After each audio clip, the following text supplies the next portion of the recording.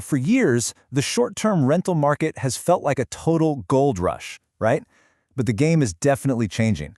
2026 is shaping up to be a completely different animal. It's not just about listing a spare room anymore.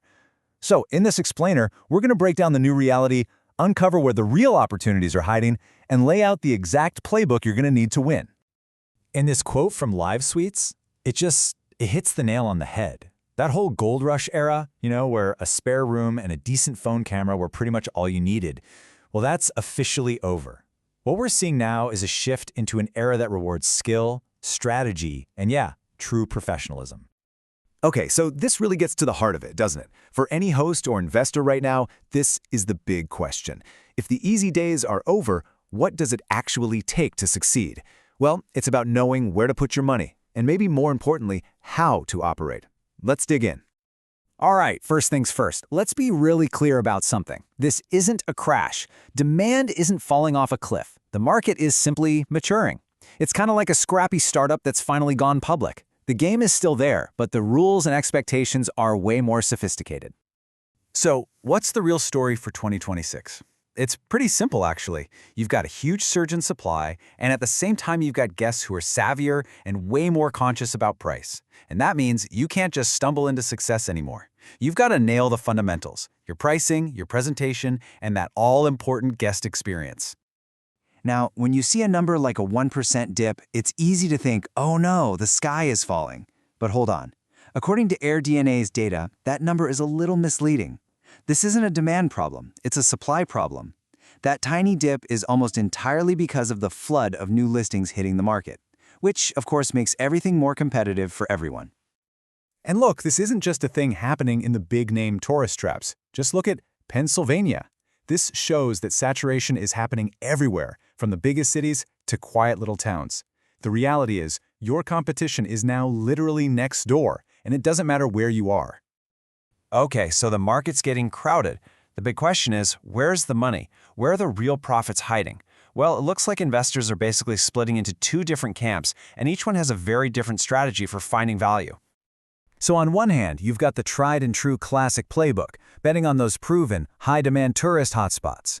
But then, on the other hand, there's this newer, much savvier, data-driven strategy that's digging up these hidden gems, where the raw numbers, well, they tell a much more interesting story.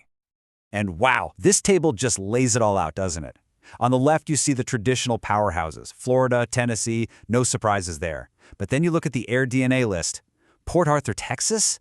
Springfield, Illinois? I mean, these are probably not the first places that jump to mind for a vacation, right? And that's exactly the point.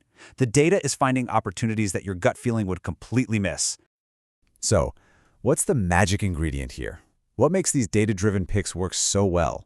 It's one word, and it is so powerful: affordability. The average home price in these top markets is less than $300,000. Now, compare that to a classic spot like Miami, where you're looking at double that easy. The barrier to entry is just dramatically lower. So when you combine that low cost to get in the door with really steady demand from things like business travel and healthcare, you get this incredibly powerful financial formula. And the result? AirDNA is projecting a potential average yield of nearly 14% in these markets. I mean, come on, that's a number that's pretty tough to ignore. Okay, but let's not get ahead of ourselves. Finding a market with amazing numbers, that's only half the story. The other half is all about navigating what can be the one thing that makes or breaks your entire investment: local regulations. And this right here is where doing your homework is absolutely 100% non-negotiable. See, these rules aren't set at the state level. They're hyper-local. They can literally change from one town to the next. A city can put a cap on rentals, slap on expensive permits, or just ban them completely. Ignoring this can be a total financial disaster. So if you're an investor today, you're looking at this whole complicated web of rules. We're talking everything from permit lotteries and density caps to new taxes and really strict enforcement of good neighbor policies on things like noise and parking. Honestly, just being able to figure all this out has become a core skill of the job. And don't even get me started on taxes. They can have a huge impact. Just take a look at this comparison. It's pretty stark. An operator in Florida pays 0 state income tax. But in California, over 13% of your net income could go just to the state. And that's on top of high local taxes.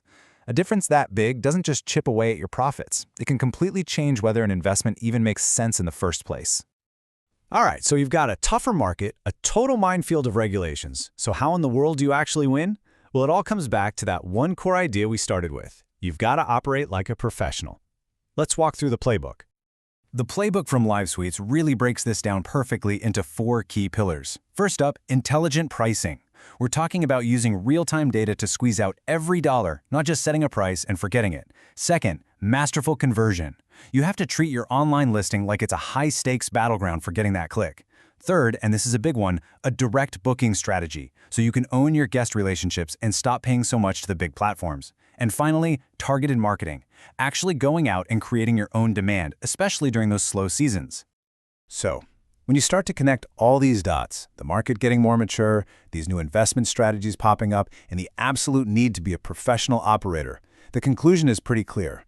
The whole definition of what a good investment even is in this space is being totally rewritten right before our eyes. And that, right there, is the big shift. Winning in 2026, it's just not about finding the perfect house anymore. It's about being the perfect operator. The opportunity hasn't disappeared, it's just gotten smarter. It now belongs to the people who treat this like a serious business, not some side hobby. So the real question you have to ask yourself is, are you ready to play at that level?